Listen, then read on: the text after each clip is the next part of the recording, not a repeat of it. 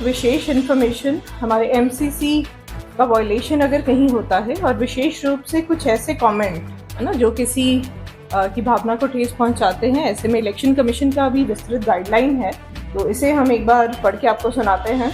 राज्य के अपर मुख्य निर्वाचन पदाधिकारी डॉक्टर नेहा अरोड़ा ने बताया कि अब तक कुल 805 प्रत्याशियों ने नामांकन का पर्चा दाखिल किया है। राज्य में आयोजित संवाददाता सम्मेलन को संबोधित करते हुए अपर मुख्य निर्वाचन पदाधिकारी ने बताया कि जमशेदपुर ईस्ट और जमशेदपुर वेस्ट विधानसभा सीट के लिए सबसे ज्यादा 32 उम्मीदवारों ने नामांकन का पर्चा दाखिल किया है, जबकि खूंटी और सिमरिया विधानसभा सीट से सबसे कम 11 उम्मीदवारों ने नामांकन दाखिल किया है।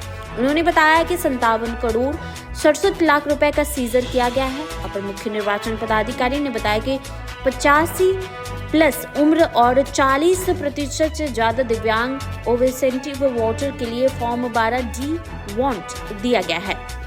ऐसे मतदाताओं की संख्या 4495 है। अपर मुख्य निर्वाचन पदाधिकारी डॉक्टर नेहा अरोड़ा ने बताया कि आदर्श आचार संहिता के उल्लंघन के मामले में आयोग ने राजनीतिक दलों और उनके उम्मीदवारों को एडवाइजरी जारी कर दी है। उन्होंने बताया कि महिलाओं के सम्मान और प्रतिष्ठा के प्रतिकूल दिए गए बयान और मतदाताओं को गुमराह करने वाले या फिर निजी जीवन से जुड़े बातों को आदर्श संहिता के उल्लंघन के दायरे में रखा गया है। विभिन्न दलों और उनके प्रतिनिधियों को इसका ख्याल रखना होगा। तो total number of nominated candidates की संख्या 805 है। सबसे ज़्यादा number of nominated candidates Jamshedpur east में 32 और जमशेदपुर वेस्ट में 32। सबसे कम नॉमिनेटेड कैंडिडेट की संख्या सिमरिया में 11 और खूंटी में 11।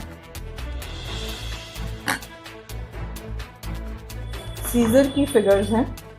सीजर अभी तक टोटल एजेंसी का सीजर है 57 करोड़ 66 लाख।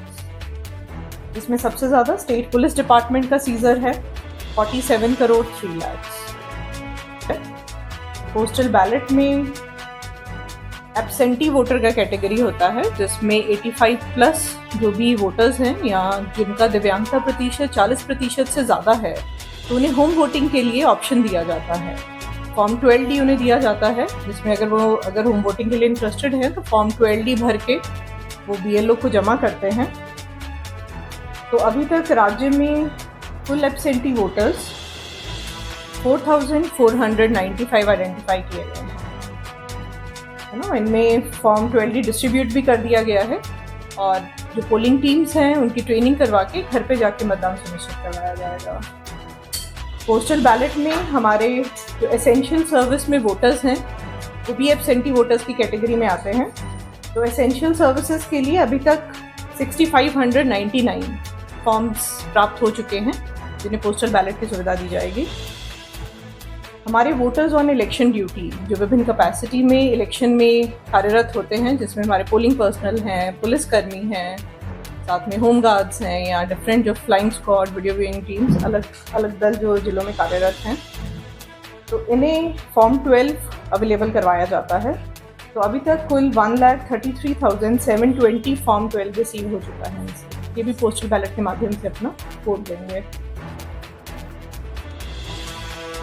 बाकी आज के लिए एक विशेष इन्फॉर्मेशन, हमारे एमसीसी का वॉयलेशन अगर कहीं होता है और विशेष रूप से कुछ ऐसे कमेंट है ना जो किसी की भावना को ठेस पहुंचाते हैं, ऐसे में इलेक्शन कमीशन का भी विस्तृत गाइडलाइन है, तो इसे हम एक बार पढ़ के आपको सुनाते हैं। तो ये मेनली अगर राजनीतिक दल और उम्मीदवारों को किसी भी तरह का इस तरह से बयान से परहेज करना है जिससे महिलाओं के सम्मान और प्रतिष्ठा के प्रतिकूल माना जा सकता है ना। इसके साथ और भी काफ़ी सारे एडवाइजरीज हैं जो पॉलिटिकल पार्टीज को दी गई हैं कि मतदाताओं की जातिगत सांप्रदायिक भावनाओं के आधार पर कोई अपील नहीं की जाएगी, मतदाताओं को गुमराह करने के उद्देश्य से कोई भी गलत बयानबाजी नहीं करेंगे।